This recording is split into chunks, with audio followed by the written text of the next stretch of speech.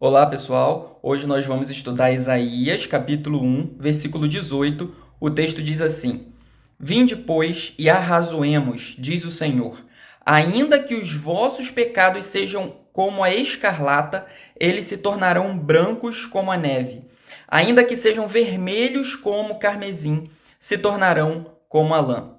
Deus sempre tem uma palavra de misericórdia e esperança para o seu povo. Arrazoar nesse contexto aqui significa conversar. Deus chama o seu povo para uma conversa. Mas diante da situação trágica em que Israel e Judá se encontravam, Deus decidiu perdoar os pecados deles. Nós servimos ao Deus do perdão. Por pior que tenha sido seu pecado, se você é filho de Deus, ele certamente tem o desejo de te perdoar e de te aproximar dele. Escarlata é um tecido de cor bem vermelha, assim, sabe? A conversa que Deus queria ter com o seu povo era para estabelecer uma concessão que nós vemos nesse termo, ainda que, por exemplo, e usando antíteses ao mesmo tempo para dizer que, por mais que os pecados deles fossem sangrentos, eles se tornariam brancos como a neve. O texto continua dizendo sobre o carmesim, que é um tom de vermelho muito forte também. Então, nós precisamos ser gratos a Deus pela misericórdia que ele tem para com seus servos. Ainda que os pecados sejam vermelhos como a escarlata, como a minha roupa aqui, por exemplo, e como o carmesim, eles se tornarão brancos como a neve, brancos como a lã. Basta somente o seu povo se voltar para ele. O que eu percebo é que esse versículo traz uma completa quebra de expectativa, porque diante de todo o cenário que o povo se encontrava, o mais esperado talvez seria uma condenação por parte de Deus, como aconteceu com Sodoma e Gomorra, não é verdade? Mas a diferença aqui é que esse povo era escolhido por Deus. Assim como nós que cremos em Jesus como Senhor e Salvador. Então, o que vemos aqui nesse texto é a manifestação da graça de Deus. A graça não é um privilégio que surgiu apenas no Novo Testamento, ela já existia no Antigo Testamento. Esse texto aponta claramente para o sacrifício de Jesus, porque o sangue de Cristo nos purifica de todo pecado. A graça de Cristo já existia no Antigo Testamento. O povo de Deus era salvo por crerem no Messias prometido que viria ao mundo, ainda que não da forma como eles imaginavam.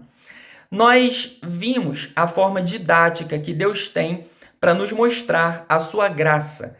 Primeiro, ele nos mostra a nossa situação de pecado, porque para entendermos que precisamos da graça de Deus, nós precisamos ter em mente que somos pecadores miseráveis, merecedores do inferno.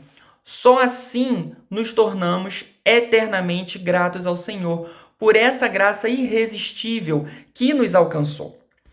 E a ideia aqui é de um veredito dado por um juiz, porque Isaías usa muitos termos forenses para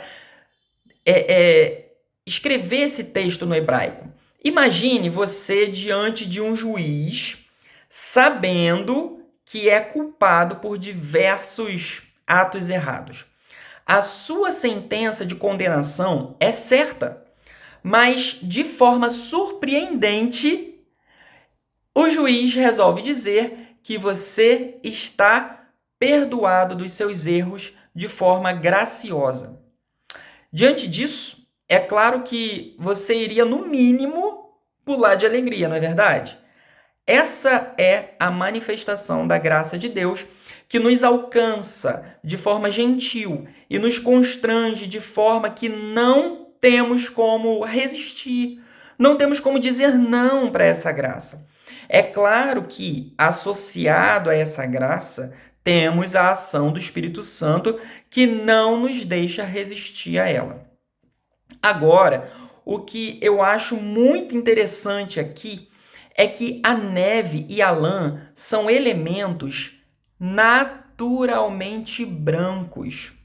O que Isaías quer mostrar é que não se trata de uma situação em que Deus pega uma esponja para esfregar e limpar o seu pecado.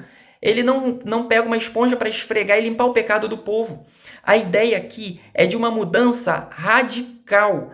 A natureza pecaminosa é totalmente mudada, como se nunca tivesse sido suja antes. O perdão de Deus não deixa nenhuma mancha de pecado. Esse é o milagre que a palavra de Deus faz na vida de quem crê. A questão agora não gira mais em torno do que se passou. Vemos aqui uma visão de futuro. Aquilo que você viveu de errado lá no passado, na sua vida, isso tudo se encerra quando Jesus entra no seu coração. Deus tem uma nova história para aqueles que creem em Jesus Cristo como o Senhor e Salvador.